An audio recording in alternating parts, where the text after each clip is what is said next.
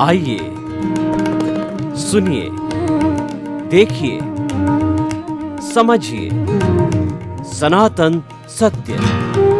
जैसी दृष्टि वैसी सृष्टि, दृष्टि विज्ञान। कुदरत, कुदरती रचना एवं कुदरत के कानून से शाश्वत सुख की प्राप्ति।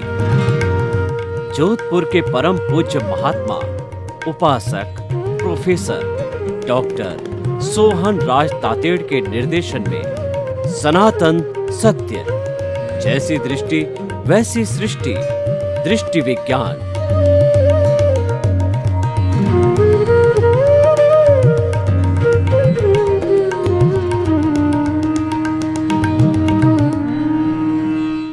भाई और बहनों, दर्शकगण, श्रोतागण, मातृशक्ति को नमन।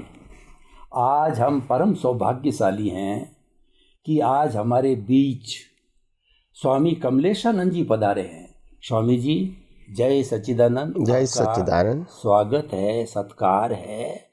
कितना हमारा आज पुण्योदय है, कितना आज नया सूर्योदय हुआ है कि हमारे सामने ऐसी शख्सियत है जो कि पूरे विश्व के कोने कोने में फैल करके लोगों को जो है दृष्टि विज्ञान दे रहे हैं।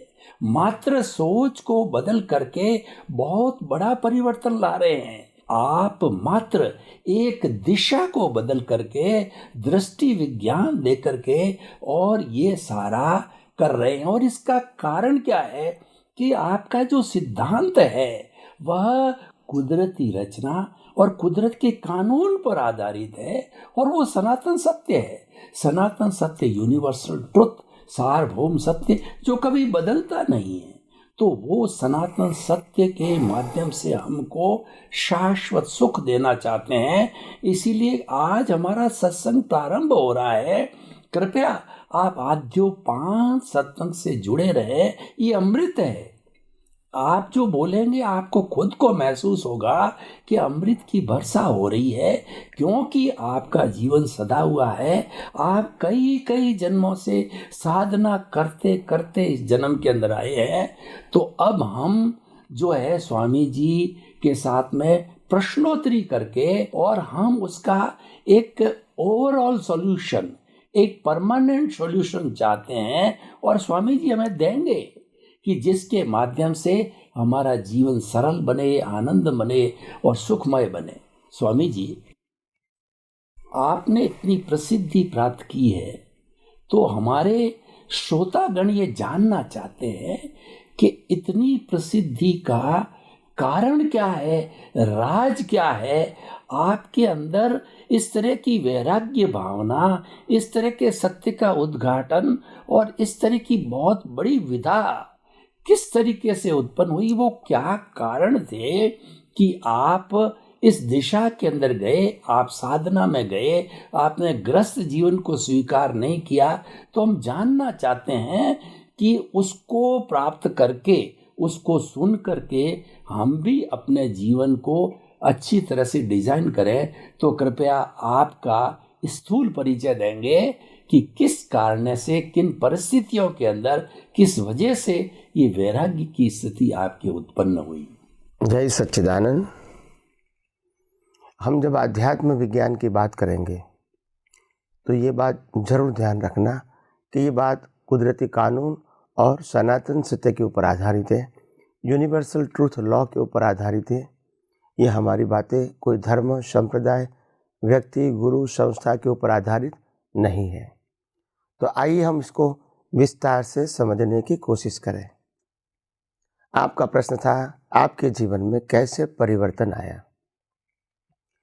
देखो, संसार के अंदर हर व्यक्ति हर अवतार में डेवलप होती होती होती आती है और एक दिन वो अपने ही जीवन में जो कुछ डेवलपमेंट लेकर आए, इससे पूरा दुनिया का रहस्य, ये ब्रह्मांड का रहस्य, कुदरती कानून का रहस्य, कुदरत क्या है उनका रहस्य, और हमारा मन वचन काया से चलता हुआ जीवन क्या है, इनका पूरा रहस्य खुला हो जाता है।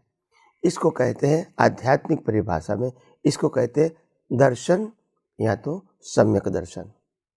तो ये दर्शन बचपन से हमने पाया है, कुदरती रूप से मैं लेकर आया हूँ।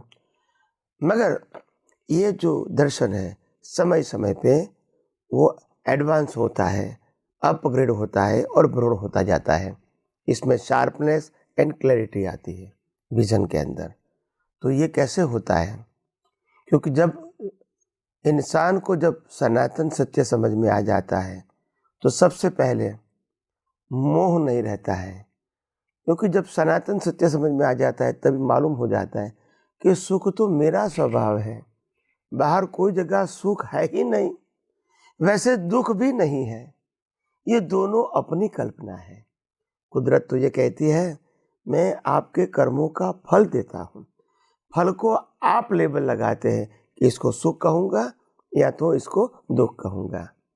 अगर कोई गरीब व्यक्ति है जो मंदिर के बाहर बैठी है, अगर मैंने उसे 5 रुपया दिया तो उनके लिए सुख है, और वही मंदिर के बाहर कोई व्यक्ति BMW में से आएंगे, नीचे उतरेंगे, मैं उनको 5 रुपया दूंगा तो उनके लिए अपमान है। तो ये सुख दुख की परिभाषा वो तो हमारी है, कुदरत तो एग्ज़ाम का रिजल्ट जैसे है। और इसीलिए जब ये सनातन सत्य समझ में आ जाता है तो जो सुख ढूंढने का जो बाहर प्रयास था वो सबसे पहले समाप्त हो जाता है। ये पहली बात है। दूसरी बात, जब बाहर सुख ढूंढने का प्रयास समाप्त हो जाएगा, इसके साथ पैरेलल ये भी हो जाएगा कि आखिर ये दुनिया जो है, जो मन वचन काया और 5 इंद्रियों से अनुभव में आती है, वो क्या है? तब मालूम होता है ये पूरी जो सृष्टि है वो टोटली ऑटो मोड है, फिक्स है, और मनुष्य का जीवन अपने कर्म के फल के मुताबिक फिक्स हो गया है। तो ये पूरा ब्रह्मांड जैसे जैसे कुदरती कानून के मुताबिक, कुदरत के मुताबिक, कुदरती रचना के मुताबिक समझ में आएगा, नए नए एपिसोड में हम सब कुछ बताते जाएंगे। मगर वैराग्य आने का कारण बाहर नहीं है, अंदर है। जब ये दृष्टि मिल गई क्या ये संसार में कोई जगह सुख है ही नहीं और सुख मेरा स्वभाव है, तो सबसे पहले मोह कट गया। इसके बाद जो मिथ्या ज्ञान था कि मैं शरीर हूँ वो निकल गया, क्योंकि मैं ही आत्मा हूँ, मैं ही चेतन हूँ और मैं ही अविनाशी हूँ, मैं ही अनंत शक्ति वाला हूँ, सुख वाला हूँ। और बाकी जो ये मन वचन काया और 5 इंद्रियों से जो अनुभव में आता है वो कुदरती रचना है। तो इसीलिए जैसे समझ में आता है तो ये पहले मिथ्या ज्ञान तो खत्म हो गया जब मेरे को शुद्धात्मा हूँ ऐसा समझ में आया। मिथ्या दर्शन यानी मेरे अलावा ये मेरे मन वचन काया और पूरे ब्रह्मांड कैसे चलता है, ये समझना ये आध्यात्म विज्ञान का बहुत बड़ा सार है।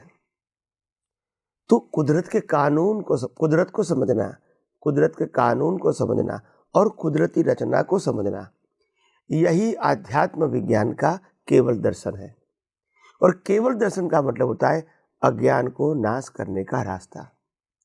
जहाँ तक अज्ञान है वहाँ तक विज्ञान समझ में नहीं आएगा, जहाँ तक अज्ञान है वहाँ तक केवल दर्शन नहीं होगा, और जहाँ तक केवल दर्शन नहीं होगा वहाँ तक केवल ज्ञान संभव नहीं है।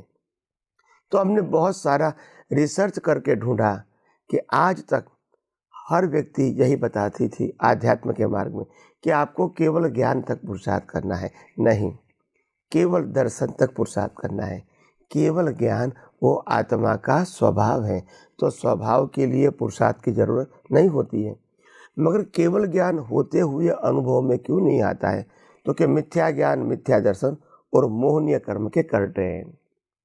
तो ये विज्ञान से मोहनीय कर्म नष्ट हो जाता है और मिथ्या ज्ञान, मिथ्या दर्शन भी धीरे धीरे धीरे नष्ट हो जाता है। तो मिथ्या ज्ञान, मिथ्या दर्शन और मोहनीय कर्म का एक नाम है अज्ञान। और वो अज्ञान निकालने के लिए कुदरत, कुदरती कानून और कुदरती रचना, ये 3 बातों फंडामेंटली डिटेल में हमको समझना आवश्यक है। तो जैसे जैसे आप समझते जाओगे, सुनते जाओगे, अपने जीवन में उसको दृष्टि से उपयोग करते जाओगे, वैसे वैसे आपको समझ में आएगा कि आखिर आध्यात्म विज्ञान की वैल्यू क्या है। दूसरी बात, आध्यात्म विज्ञान वो आर्ट ऑफ विजन सिखाता है।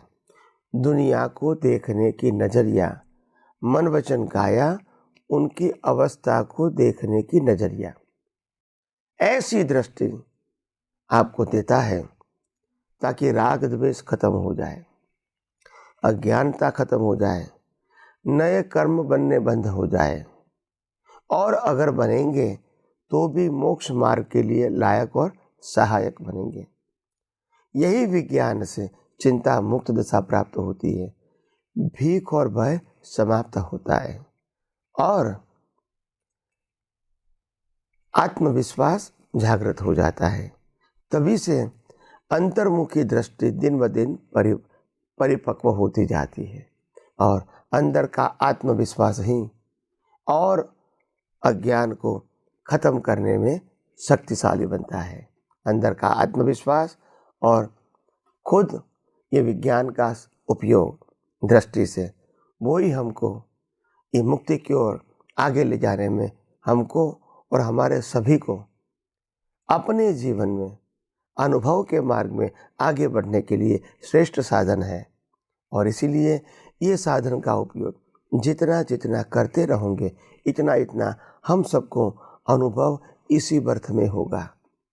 और इसीलिए मैं समझता हूँ कि आज प्राथमिकता से ये बात जो हमने रखी गई है वो आपके लिए बहुत काम में आएगी और धीरे धीरे हम और भी आगे बात करते रहेंगे। स्वामी जी, त्रिमंत्र की साधना होती है। पहला मंत्र है वह जो है जैन लोगों का नवकार महामंत्र है, और दूसरा जो है वैष्णव लोगों का है, और तीसरा शिव में विश्वास करने वालों का मंत्र है। तो त्रिमंत्र का जो पहला मंत्र है उसके अंदर मुख्य 5 पद है। अर्यंत, सिद्ध, आचार्य, उपाध्याय और साधु। इन 5 पदों में से आपका जो जीवन चल रहा है और जो आपकी गरिमा है, जिस तरीके से आप जगत कल्याण का काम, जिस तरीके से आप सनातन सत्य और किसी भी फॉर्मेट, किसी भी कुल धर्म को आधार नहीं मान के केवल कुदरत को आधार मान के कर रहे हैं, तो आपको इन 5 पदों के अंदर हम किस श्रेणी में रखें, या आप अपने आप को इन 5 में से किस श्रेणी में समझते हैं? क्योंकि श्रेणी का अपना महत्व होता है, तो सीनियरिटी का अपना महत्व होता है। तो हमको भी ये मालूम पड़ जाए कि आप इस श्रेणी तक पहुंच चुके हैं, तो हम भी प्रयास करें आपके जीवन से कुछ श्रेणी को प्राप्त करें। तो कृपया 5 में से आपकी श्रेणी को थोड़ा खोल करके बताइए। ये जो विज्ञान जब से हमने अनुभव किया है और अनुभव कर रहे हैं, आज भी वही दृष्टि का उपयोग करके और परिपक्व हो रहे हैं, हमारी दृष्टि को और डीप, शार्प एंड परफेक्ट बना रहे हैं। और जिस प्रकार से परफेक्ट बन रही है, इतना परफेक्ट बातें शब्दों के माध्यम से निकलती भी है।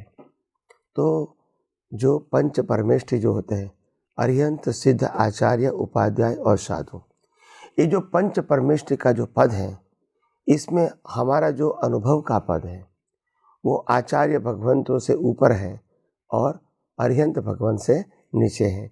ये हमारा पद है, क्योंकि अनुभव का मतलब होता है जब खुद ने जो विज्ञान का अनुभव किया है और दूसरों को बांटते हैं, तो बाकी जो परंपरा होती है साधु, उपाध्याय, आचार्य की, वो शास्त्रों के ऊपर आधारित होती है, तो वो अपने आप फॉर्मेट हो जाती है। और इसीलिए कई सारे फॉर्मेटों को उनको फॉलो भी करना पड़ता है, मानना भी करता है और मनवाना भी पड़ता है। ये सिचुएशन होती है। हालांकि हमारी सिचुएशन ऐसी है, हम साधु, उपाध्याय और आचार्य से ऊपर है, न हम खुद कोई फॉर्मेलिटी को फॉलो करते हैं और न किसी को कहते हैं कि आप फॉलो करो, क्योंकि आध्यात्म विज्ञान के अंदर मन, वचन, काया वो कुदरती रचना है। और इसीलिए आपको क्या करना चाहिए, क्या नहीं करना चाहिए, वो क्रिया के फॉर्म में ये सब्जेक्ट आध्यात्म विज्ञान का नहीं है, मगर आध्यात्म विज्ञान का सब्जेक्ट है हर अवस्था में आपकी दृष्टि क्या होनी चाहिए। और इसीलिए जब आध्यात्म विज्ञान की बात आएगी तो उसमें इम्पोर्टेंट बात है आर्ट ऑफ विज़न। ये आर्ट ऑफ विज़न जो है वो ऐसा विज़न कि संसार की हर अवस्था में, हर परिस्थिति में हम ये संसार के साथ होते हुए भी और संसार में रहते हुए भी हम अपने मन वचन काया से 100% अलिप्त रहते हैं। और इसीलिए जब अलिप्त रहेंगे तो मन वचन काया की कोई भी इफेक्ट की भुगतान हमको नहीं होगी। और दूसरी बात, जब मन वचन काया से मुक्त रहने का जो अनुभव है, इसको ही कहते हैं कि देहाध्यास का अंत लाना। आज आध्यात्म मार्ग में सबसे बड़ी वीकनेस ये है, देहाध्यास टूटता नहीं है। मैं शरीर हूँ, मैं विचार करने वाला हूँ, मैं बोलने वाला हूँ, मैं क्रिया करने वाला हूँ, सत्ता संपत्ति संबंध और साधन को प्राप्त करने वाला हूँ, मैं अपने जीवन में कर्मों की भुगतान करने वाला हूँ। यही तो देहाध्यास है। और दूसरा देहाध्यास, सामने वाला व्यक्ति भी जो बोलता है, जो सोचता है, जो करता है वो करता है, ये भी हमारे दृष्टि का देहाध्यास है।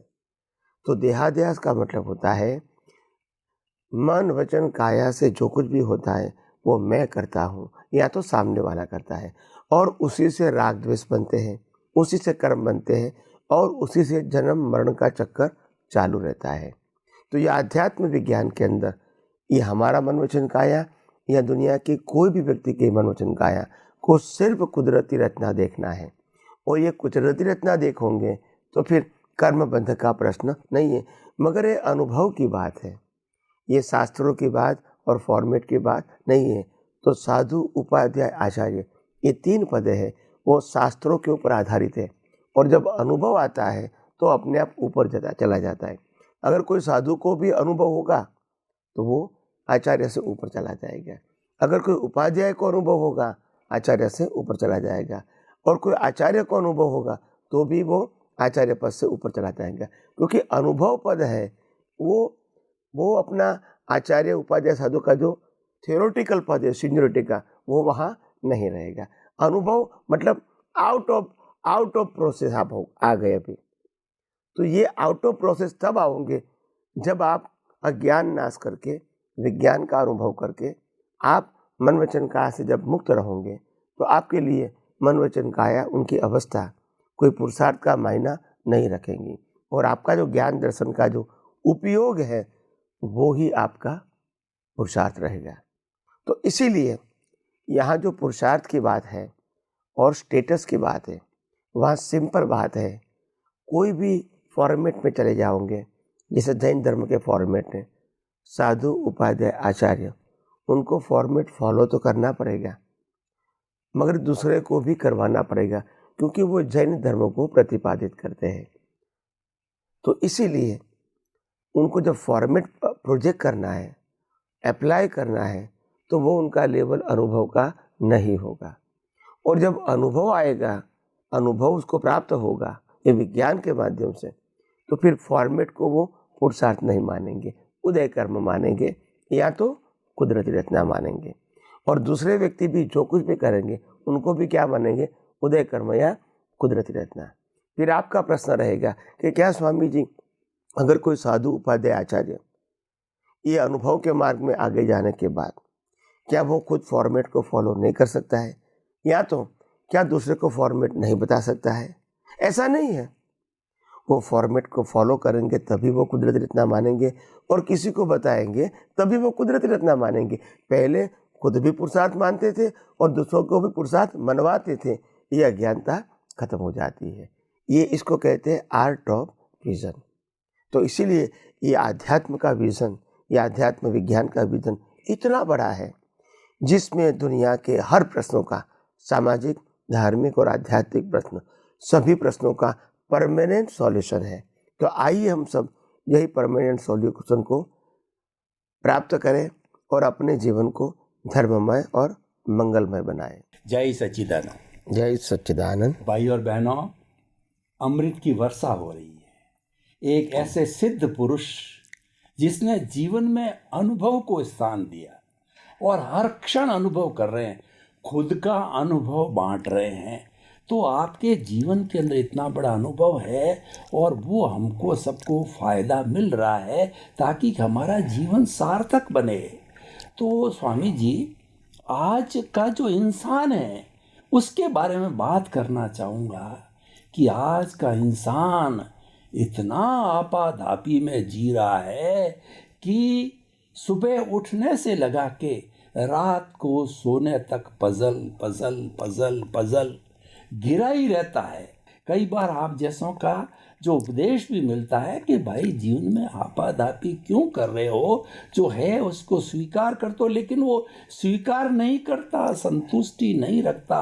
वो तो सोचता है कि मैं आगे बढ़ूं, दुनिया का नंबर 1 बन जाऊं। तो ऐसे त्रस्त व्यक्ति को आप अध्यात्म विज्ञान की दृष्टि से कुछ ऐसा नुस्खा दीजिए, कुछ ऐसा प्रयोग, ऐसा उपाय बताइए कि वो सब कुछ करते हुए भी बड़ी शालीनता के साथ अपने जीवन को बिना किसी आपाधापी से सरलता से जी सके। जय सच्चिदानंद। हमारे जीवन के अंदर जो भी संजोग आते हैं, मन के रूप में, वाणी के रूप में या तो वर्तन के रूप में, जो भी संजोग आते हैं वो संजोग हमको समस्या लगती है। वो संजोग हमको ऐसा लगता है कि हम कैसे उसको सॉल्व कर पाएंगे या तो उलझन में से निकलेंगे। तो सिंपल बात ये है, हमारे जो शरीर की जो डिज़ाइन है वो डिज़ाइन सभी मनुष्यों के एक ही प्रकार की है। दुनिया में कहीं भी चले जाओ, east west north and south and middle part, सभी व्यक्तियों की जो शरीर की जो डिज़ाइन है वो एक ही प्रकार की है। क्यों एक प्रकार की है? क्योंकि वो कुदरत ने बनाई है। अगर इंसान बनाता तो सबकी डिज़ाइन अलग अलग होती। तो डिज़ाइन वो कुदरती रचना है और कुदरत ने बनाई है। दूसरा शब्द एक ये हार्ड फॉर्म वाला शरीर, जिसको हम मन वचन काया कहते हैं। ये मन वचन काया वो 5 महाभूतों से बना है, पृथ्वी, जल, वायु, अग्नि और आकाश। ये 5 महाभूतों भी कुदरत का है, यानी हार्ड फॉर्म भी कुदरत ने बनाया है। डिज़ाइन कि मनुष्य ऐसा होना चाहिए, ये डिज़ाइन ही कुदरत की है। और रॉ मटेरियल भी कुदरत का, 5 महाभूतों का। फिर कुदरत कहती है कि मेरे को ये शरीर तो बना दिया, अभी उनको 100 साल तक जिंदा रखना है। तो हम कहेंगे 100 साल तक क्यों जिंदा रखोगे? तो क्या कर्मों के भुगतान के लिए। तो जब कुदरत को ये शरीर को जब 100 साल तक जिंदा रखना है तो उनको नेसेसिटी चाहिए, हवा, पानी और खुराक, वो भी कुदरत प्रोवाइड करती है। फिर प्रश्न उठेगा इतना लंबा आयुष्य से क्या मतलब है? तब कुदरत कहती है तुमको कर्मों की भुगतान करना है, इसीलिए हम आपका आयुष्य लंबा कर देते हैं। तब इंसान प्रश्न करता है कि भी अगर हमने कर्म किए, इनकी आप भुगतान देंगे, मगर कर्म क्या किया है वो तो हमको मालूम नहीं है। तब कुदरत कहती है आपको एग्ज़ाम देते समय ही ध्यान रखने की ज़रूरत है, रिज़ल्ट तो हमको देना है कुदरती कानून और कुदरती रचना के रूप में। इसमें आपको कोई अटेंशन देने की ज़रूरत नहीं है। जैसे स्कूल और कॉलेज में बच्चे परीक्षा के समय, उत्तर देते समय ध्यान रखते हैं, बाद में जब एग्ज़ाम ख़त्म हो जाती है टीचर को हम अपना उत्तर पत्र दे देते हैं, बाद में सभी रोल टीचर का हो जाता है। ऐसे हमारे जीवन के अंदर भी टीचर जो भी रिजल्ट देंगे हमको स्वीकार करना पड़ेगा। ऐसे यहाँ भी हम जो कुछ भी कर्म करते हैं उसका फल कुदरत हमको नेक्स्ट बर्थ में देता है, वो भी कानून से, अपनी मर्जी से नहीं। और ये कुदरत का कानून इतना अफर है कि वो राम कृष्ण महावीर को भी नहीं छोड़ेगा। इसीलिए ये कुदरत का कानून से हमारा पूरा जीवन चलता है। तो पूरा जीवन हमारा कुदरती कानून से चलेगा। तो कहने का मतलब ये है कि कर्मों का फल देने का जो संजोग है वो भी हमको कुदरत प्रोवाइड करेगी।